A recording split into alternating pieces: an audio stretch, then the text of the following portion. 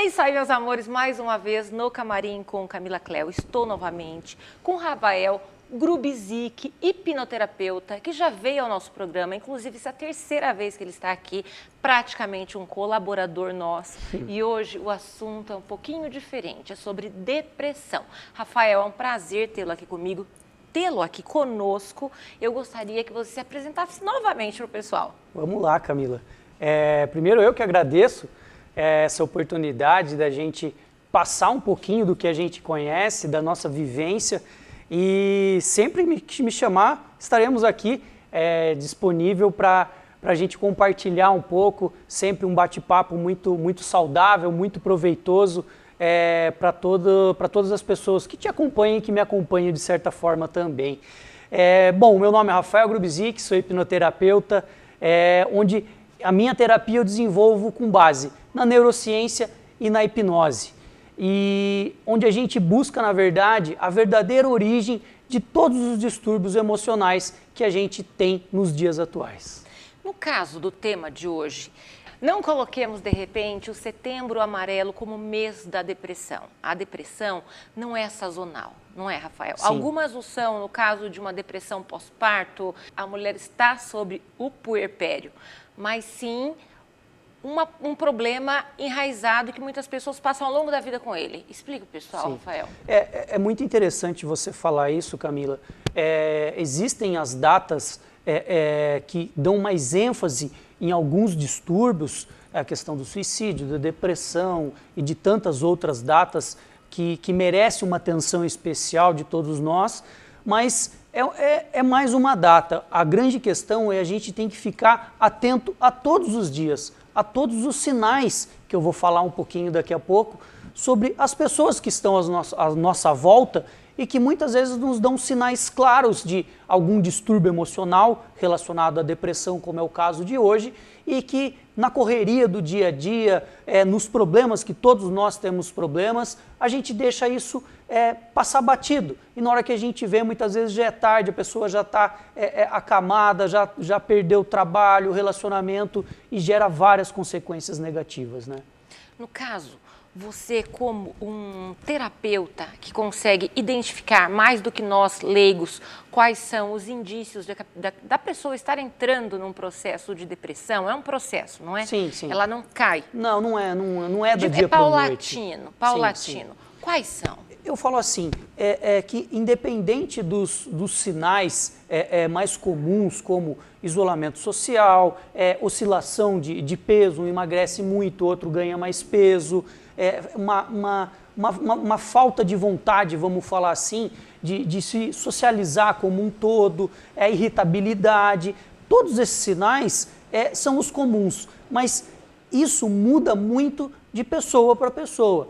O que eu sempre prego, assim, sempre falo para as pessoas? Eu conheço a minha esposa, você conhece seu marido, melhor que ninguém. A gente está vivenciando com essas pessoas todos os dias, com os funcionários, com os colegas e assim por diante. Então, a gente está acostumado a saber as reações dessa pessoa no dia a dia. E quando uma pessoa começa a reagir de forma diferente ao meu lado, no meu convívio, é hora de acender uma luzinha, uma lanterninha ali, para eu ficar atento. O que realmente está acontecendo com aquela pessoa? Será que é simplesmente um dia ruim ou algum problema relacionado ao seu trabalho ou à sua casa que aquela pessoa está passando naquele dia? Ou esses sinais já vêm há algum tempo que ela está entrando numa depressão, numa ansiedade, alguma coisa assim? Então eu falo assim, apesar de todos os sinais que os comuns, os mais comuns, isso muda de pessoa para pessoa. Então, a gente deve ficar atento, sim, às atitudes que essa pessoa toma no dia a dia. E como eu sou próximo a ela e conheço as respostas, vamos falar assim, emocionais dessa pessoa, é muito mais fácil de eu identificar isso. Muitas vezes a gente nem precisa a pessoa chegar a um isolamento total, de não ter a mínima vontade de se relacionar com as pessoas ou emagrecer demais, para aí sim eu perceber, nossa, ela está doente. existem, no dia a dia a gente já consegue perceber isso de antemão para não chegar no chamado fundo do poço, alguma coisa assim.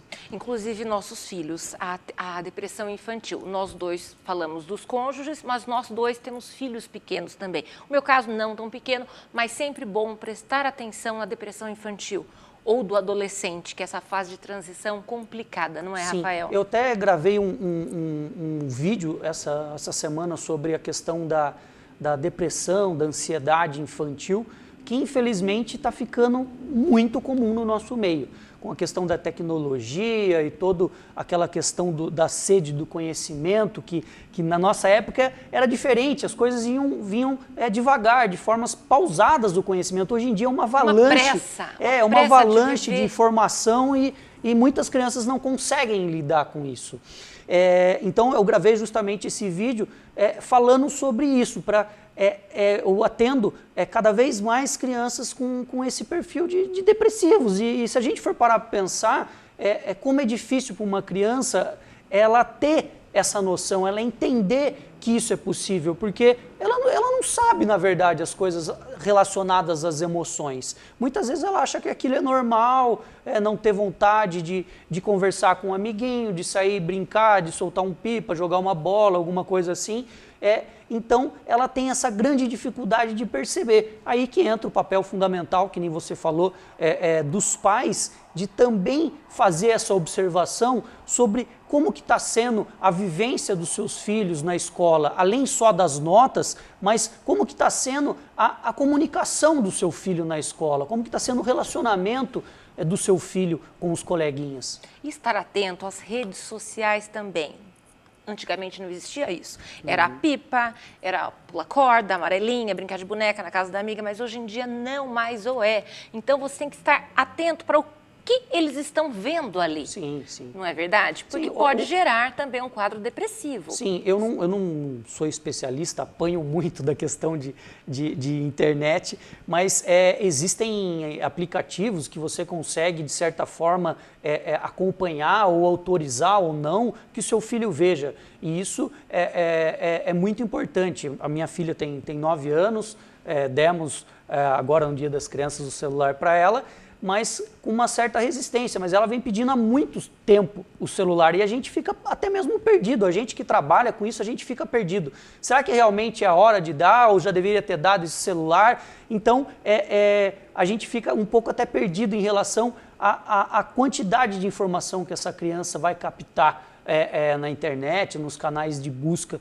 e assim por diante. Então, o apelo que eu faço para os pais dessas crianças é observarem, monitorarem de perto, quão mais perto possível, o convívio, o meio, as amizades, o que a criança assiste ou não, para evitar problemas de sono, alguma coisa assim, que vá acarretar a criança. Mais importante salientar, Rafael, que de fato, se não der o celular, ela vai estar inferiorizada em relação aos demais da escola dela. Sim, e aí, de repente, pode jogar a culpa nos pais, de repente pode desenvolver um pseudo quadro de uma depressão. Por que eu não sou igual aos meus amigos? Sim. Então, na maneira do possível, nivelá-los, não é? Sim, e, claro, certeza. ficar de olho, atento no conteúdo que esses pequenos rebentos oferem pela internet, não é assim, meus amores? É bom saber como é que está a depressão no nosso meio hoje em dia. O que você sente, Rafael, trabalhando tão perto disso? Sim, existe uma consequência muito grave que a gente, infelizmente, vai colher esses frutos negativos devido à pandemia, né? Nós estamos aliviados, de certa forma, da liberdade que nós estamos voltando a ter no dia a dia, mas existem muitos frutos negativos oriundos da pandemia, né? Os índices de depressão, de ansiedade como um todo, eles dispararam, não só no Brasil, mas no mundo inteiro. Mas, para você ter noção, Camila, o Brasil ele é o país com maior índice de depressão na América Latina. São, se não me engano, 11 ou 12 milhões de brasileiros com depressão. Saiu uma pesquisa recente pela UOL, se não me engano, da Secretaria Estadual, baseado no ensino médio, no colegial, com índices de 69% dos estudantes de escola pública com depressão, com sinais depressivos. Então, são números alarmantes que nos apresentam, né? E que é muito preocupante, que deve sim a gente ficar atento a todo momento com tais números e procurar da melhor forma possível. Não é porque eu sou terapeuta, trabalho com hipnose clínica, que falam me procure. Não, existem N possibilidades da pessoa se tratar. Você me pegou aí de calça justa, porque eu imaginava, nós sabemos, aliás, isso é gritante, notório, que a Suíça é um dos países mais depressivos que tem, com uma economia linda, gente bonita, não tem problema nenhum, e aí chega um marasmo que as pessoas até se suicidam, tem uma ponte lá do suicídio. E o Brasil, que é tão pululante de vida, de calor humano, de sol, por quê? Por causa da economia, será? Esqueçamos um pouquinho a pandemia, porque todos passamos por isso. Sim. Mas por que um país tão... Como é que fala? Um país que aguenta tantas coisas, que está tudo bem e dá a volta por cima, sente ainda depressão? Sim, demais. A gente não precisa ir muito longe. Recentemente eu tive em Balneário Camboriú fazendo uma formação em neurociência. E para quem não sabe, na verdade, Balneário Camboriú é a Miami brasileira, é a Dubai brasileira. Lá é um absurdo o fluxo de dinheiro, o volume de dinheiro que gira naquele lugar. E lá parece que a gente está realmente em outro país, tanto na questão de cultura das pessoas, educação, tudo, no estilo de vida deles é um pouco diferente do nosso. E Balneário Camboriú tem um dos maiores índices de suicídio do Brasil. Ou seja, não é a beleza de um local, a quantidade de dinheiro nos bolsos que vai eximir Sim, o ser humano de ter a depressão. Ela é química. Sim. Agora, como diferenciar um mimimi, digamos assim, me desculpem aí em casa, gente, se eu firo susceptibilidades, um mimimi ocasional de uma séria doença que é a depressão? Como você, como profissional, consegue diferenciar? Tá. Eu costumo ser muito direto e muito franco com todas as pessoas que me procuram. E se eu percebo algum mimimi, como você está falando, e isso é realidade, né? Tem muitos casos que os pais obrigam o filho a fazer, ou a mulher quer que o marido faça e vice-versa. Eu faço a minha consulta de pré-terapia, né, para eu fazer uma análise e entender o contexto da vida dessa pessoa como um todo. E se eu percebo o mínimo sinal, eu não faço essa terapia ou dou um tempo para essa pessoa realmente refletir sobre aquilo que ela está me procurando. Não é fácil da gente identificar certos sinais, mas os mais comuns, vamos falar assim, é quando a pessoa usa esse distúrbio emocional como uma bengala. Eu sou depressivo para eu chamar a atenção do meu marido. Se eu estiver doente, meu marido não vai no bar beber, não vai sair do trabalho e vai vir direto para minha casa. Se eu estiver doente, meus filhos vão me visitar com frequência. Ou se eu estiver doente, a minha mãe vai me dar a atenção que eu gostaria que ela me desse. Então, são os mais comuns que eu percebo, são essas questões de relacionamento, onde a pessoa, quando se usa da depressão ou do distúrbio emocional, para querer chamar a atenção de um ente próximo. Esse é as coisas mais comuns que eu me deparo no meu dia a dia.